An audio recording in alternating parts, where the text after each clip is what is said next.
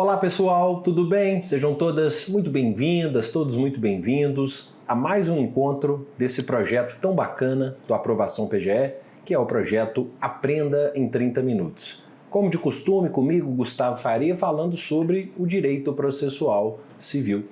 E hoje trouxe um tema muito especial, um tema que vem ganhando muita força nos últimos anos, especialmente a partir do momento em que o CPC 2015 passou a tratar do assunto de uma forma expressa.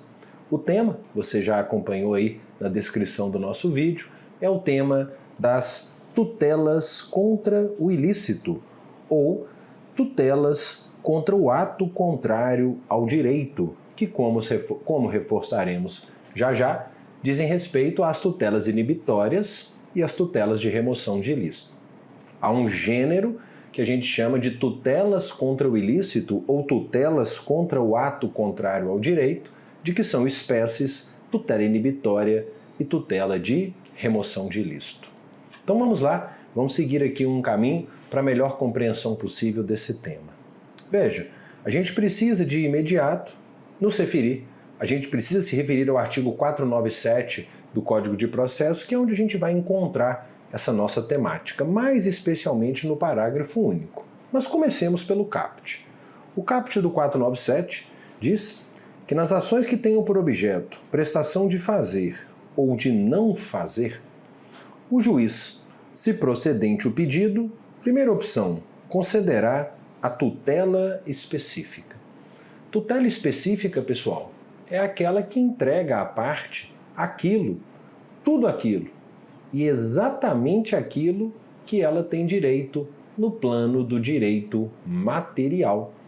A tutela específica é aquela que proporciona à parte o exercício de um direito da mesma forma que ela o teria exercido caso a parte contrária tivesse cumprido de forma espontânea a sua obrigação. Agora, como as sentenças das ações de fazer ou não fazer são marcadas pela fungibilidade, o caput do 497 prossegue dizendo que o juiz concederá a tutela específica ou uma providência que assegure ao autor a obtenção de uma tutela pelo resultado prático equivalente. Então, veja, fugindo, escanteando a regra da congruência, ou o princípio da distrição, correlação, como alguns preferem chamar, nas sentenças das obrigações de fazer ou não fazer, vige a ideia da fungibilidade. O juiz, então, procedente o pedido, ele concede a tutela específica ou determina uma providência que assegure ao autor um resultado prático equivalente ao da tutela específica. Imagine um exemplo em que a parte pretende paralisar as atividades de uma fábrica, de um empreendimento que está causando algum tipo de poluição. É como lembra aqui o professor Marinoni, que em casos assim, se é requerida a cessação do agir ilícito, como nesse exemplo que eu dei, o juiz pode entender que basta a instalação de certa tecnologia para que a poluição seja estancada, por exemplo, um filtro, determinando a sua instalação.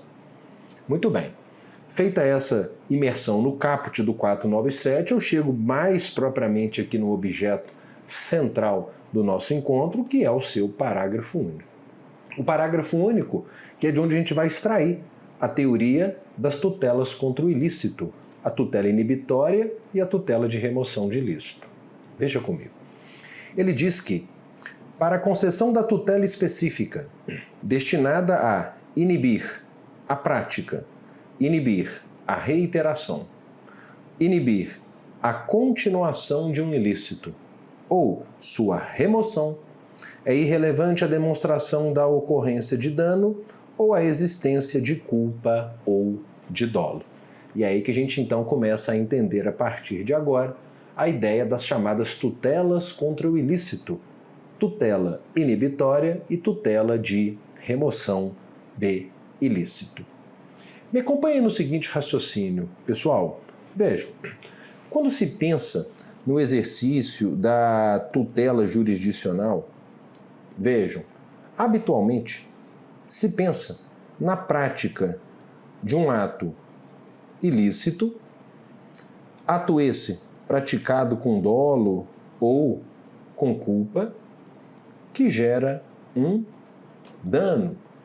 E diante desse dano, a parte busca a reparação desse dano. Concordam comigo? Essa é uma ideia tradicional de tutela jurisdicional. Vejam, diante de um ilícito praticado com dolo ou culpa, gera-se um dano e a parte vai ao judiciário buscar a reparação desse dano. Todavia, podemos ter situações em que a parte pratica um ato ilícito, ela pratica um ato contrário ao direito que não necessariamente gere um dano, que leve a um dano. Isso porque o dano ele não é uma consequência necessária do ato ilícito. O dano ele é um requisito indispensável para o surgimento da obrigação de ressarcir. Mas o dano não é um requisito indispensável para a constituição do ato ilícito. Ora, se o dano não é um elemento constitutivo do ato ilícito, se pode haver ato ilícito sem dano, deve-se admitir ou devemos admitir uma tutela jurisdicional que leve em consideração tão somente o ato ilícito, deixando de lado o elemento dano. Vejam, é como lembra aqui o professor Marinoni, o maior estudioso do país sobre o tema. O dano, ele não é uma consequência necessária do ato ilícito. O dano, ele é requisito indispensável para o surgimento de uma obrigação de ressarcir, mas não para a constituição do ilícito. Ora, se o dano não é elemento do ilícito, podendo este, o ilícito, existir independentemente do primeiro, do dano, não há razão para não se admitir uma tutela que leve em consideração apenas o ilícito, deixando de lado o dano. E é aí que entram as chamadas tutelas contra o ilícito, ou tutelas contra o ato contrário ao direito. Gênero de que são espécies a tutela inibitória e a tutela de remoção de ilícito. As tutelas contra o ilícito, as tutelas contra o ato contrário ao direito, elas levam em consideração a existência, a ocorrência de um ato ilícito, independentemente da existência de dano, independentemente de culpa, independentemente de dolo. E essas tutelas contra o ilícito, elas podem ser então de duas espécies, a tutela inibitória e a tutela de remoção de ilícito, sobre as quais a gente passa a falar agora de forma dividida. Vamos começar por uma análise da tutela inibitória, que a gente encontra, veja, eu vou destacar aqui do 497, parágrafo único, exatamente nesses pontos. Quando ele diz que para concessão de tutela específica destinada a inibir, olha a tutela inibitória aqui, destinada a inibir a prática, a reiteração ou a continuação de um ilícito, é irrelevante a demonstração de dano, de culpa ou de dolo. A tutela inibitória, pessoal, é uma tutela de caráter preventivo. Ela é uma tutela que inibe, ela é uma tutela que busca impedir a violação de uma norma. Ou, caso essa norma já tenha sido violada, ela inibe a reiteração ou a continuação dessa violação. Por exemplo, uma tutela que busque inibir a prática de um ilícito, como a publicação de uma notícia lesiva a direito de personalidade, ou uma tutela que busque impedir a repetição de um ilícito, como, por exemplo, a prática de atos de concorrência desleal, ou mesmo uma tutela que busque inibir, impedir a continuação de um agir ilícito, como, por exemplo, uma atividade poluidora do meio ambiente. Percebam que todas essas tutelas jurisdicionais são tutelas inibitórias. Elas buscam inibir a prática de um ilícito, ou se o ilícito já tiver ocorrido, inibem a reiteração ou a continuação, a repetição ou a continuação desse ilícito. Percebam que sem se preocupar, sem discutir eventual ocorrência de dano, mirando tão somente numa conduta contrária ao direito, num ilícito. Vejam esse exemplo da jurisprudência do Superior Tribunal de Justiça, em que num recurso especial repetitivo, um precedente vinculante, portanto, O STJ disse que nos termos do artigo que a gente está estudando, combinado com o artigo 105 da Lei 9.610, que é a Lei de Direitos Autorais, é cabível a concessão de tutela inibitória. Qual é o exemplo que ele nos dá? Uma tutela inibitória para que seja imediatamente suspensa a disponibilização aos hóspedes dos equipamentos rádio e TV destinados à transmissão de obras musicais, literomusicais e audiovisuais, arbitrada uma multa diária para caso de descumprimento. Então perceba, é uma tutela inibitória que nesse caso tinha por propósito impedir a repetição ou a continuação de um determinado ilícito. E se porventura ainda não tivesse sido feita aquela divulgação, seria inibir a própria prática do ilícito. Percebam que a tutela inibitória, ela não se confunde com a tutela reparatória ou a tutela ressarcitória, a tutela de cobrança, né? Que por sua vez vai sancionar o dano ou o descumprimento de uma obrigação contratual. Para esse tipo de pretensão, para esse tipo de tutela, a tutela reparatória ou a tutela de cobrança, aí exige-se sim a discussão e a prova sobre o dano. E em caso de responsabilidade subjetiva, discussão e prova de culpa ou de dolo. Na verdade, a tutela inibitória, ela evita a necessidade de uma tutela reparatória ou uma tutela de cobrança. A tutela inibitória torna desnecessária a tutela ressarcitória. Agora, cuidado. Sim, a tutela inibitória, ela torna desnecessária uma tutela ressarcitória, ela evita a necessidade de uma tutela ressarcitória, muito embora seja perfeitamente possível que numa mesma demanda a parte cumule um pedido de tutela inibitória com um pedido de ressarcimento pelos danos que ela eventualmente tenha sofrido. Veja, como lembra a doutrina, assim, diante de um ilícito, torna-se possível a acumulação das tutelas inibitória e ressarcitória. A primeira, a tutela inibitória, para que outros atos ilícitos não sejam praticados no futuro. E a segunda, a ressarcitória, para que o autor seja devidamente indenizado pelos danos, ok?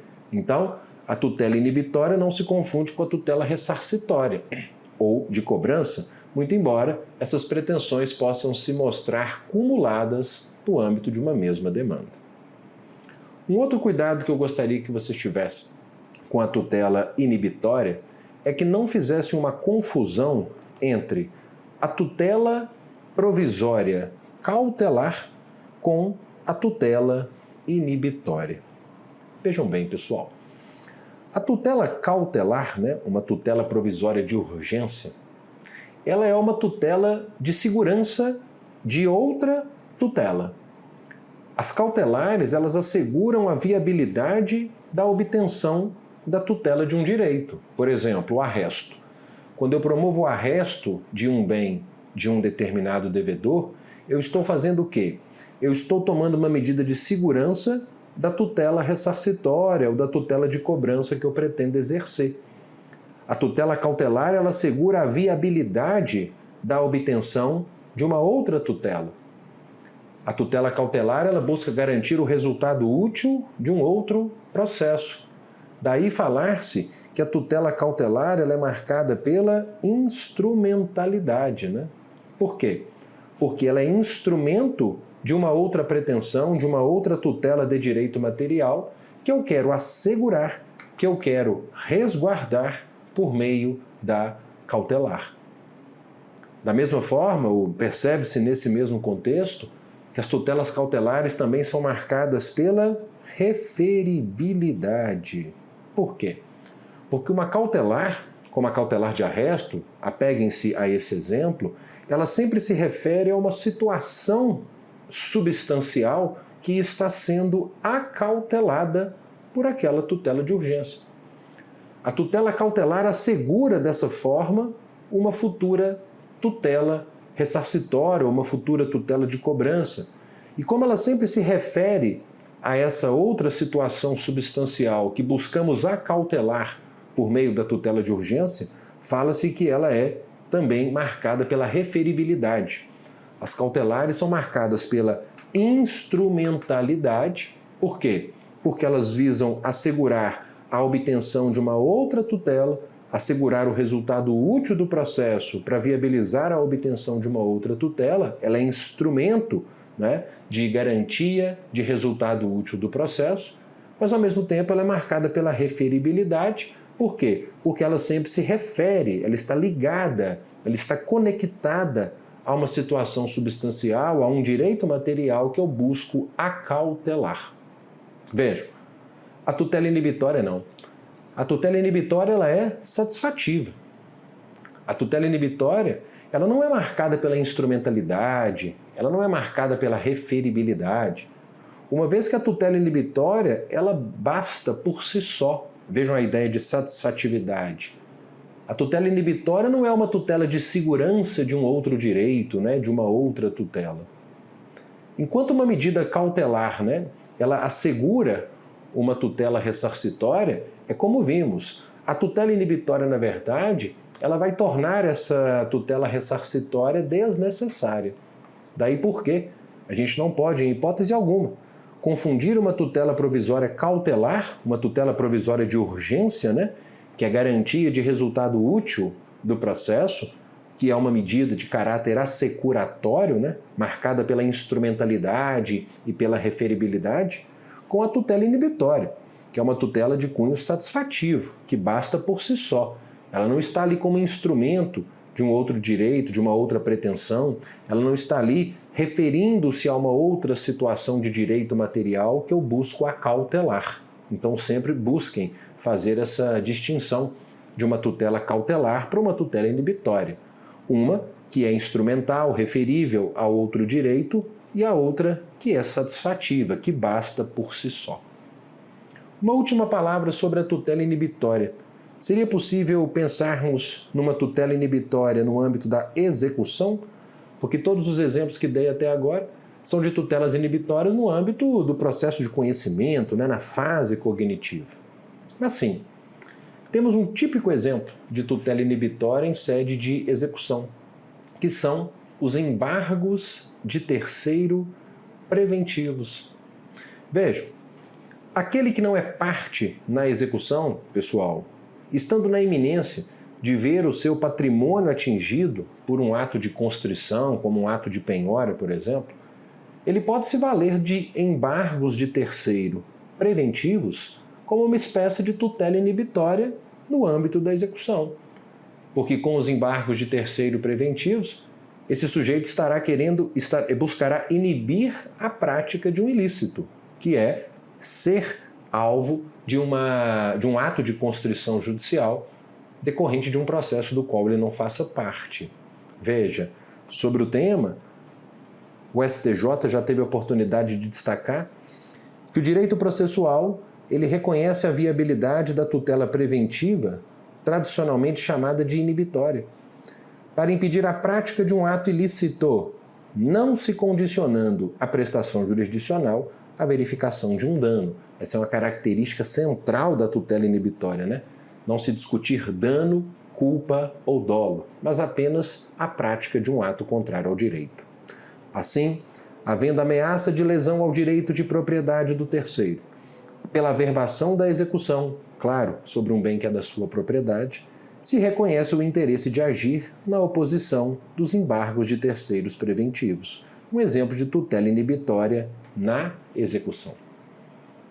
Dito isso, entendida essa primeira espécie de tutela contra o ilícito, a tutela inibitória, vamos falar um pouco agora sobre a segunda espécie, a chamada tutela de remoção de ilícito, que a gente encontra no mesmo 497, parágrafo único, quando o Código diz que, para a concessão da tutela específica destinada à remoção de um ilícito, também será irrelevante a discussão sobre dano, culpa ou dolo. Vejam, a tutela de remoção de ilícito, pessoal, é aquela que tem por objetivo não inibir a prática, a repetição ou a continuação de um ilícito, mas eliminar os efeitos práticos eliminar os efeitos concretos decorrentes daquele ato ilícito, caso esses efeitos já tenham se operado. Por exemplo, a tutela que determina a busca e apreensão de produtos expostos à venda e que não poderiam ser, uma vez que tem ali ou que contém uma substância proibida por lei, isso é uma tutela de remoção de ilícito. Vejam, busca e apreensão dos produtos, ou seja, eliminação dos efeitos práticos, dos efeitos concretos do ilícito. A retirada de cartazes publicitários que configurem uma concorrência desleal, por exemplo. A remoção de lixo tóxico que eventualmente tenha sido despejado em local não autorizado. Percebam, todas essas são tutelas de remoção do ilícito, que buscam combater os efeitos concretos, os efeitos práticos de uma conduta antijurídica, de uma conduta contrária ao direito. Veja esse exemplo aqui de tutela de remoção de ilícito na Lei da Propriedade Industrial. Quando no artigo 209, parágrafo 2º, o legislador diz que nos casos de reprodução ou de imitação flagrante de marca registrada, o juiz poderá determinar a apreensão, olha a tutela de remoção de ilícito aqui, a apreensão de todas as mercadorias, produtos, etc. Então essa é uma tutela de remoção de ilícito, que busca eliminar os efeitos concretos daquela conduta antijurídica. Percebam que a tutela de remoção de ilícito, ela tem duas direções, né? Ela tem uma direção repressiva e uma direção preventiva. Ela tem uma direção repressiva, como costuma lembrar a doutrina, porque ela olha para trás, né? Ela olha para o ilícito que já foi praticado. Mas ela também é preventiva, porque ela acaba zelando pelo futuro, né? Ela evita a produção de um dano que pode ocorrer em virtude da violação daquela norma, né? A tutela de remoção de ilícito seca a fonte, como lembra o professor Marinoni, que poderia desencadear a produção dos danos.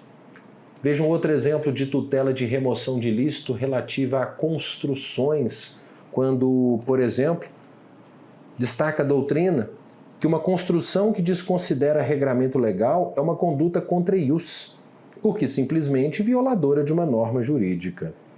E a determinação de demolição dessa construção, nesse caso, não visa remediar o dano sofrido, mas apenas remover o ilícito, ou seja, restaurar aquela situação que era anterior à prática da conduta contrária ao direito.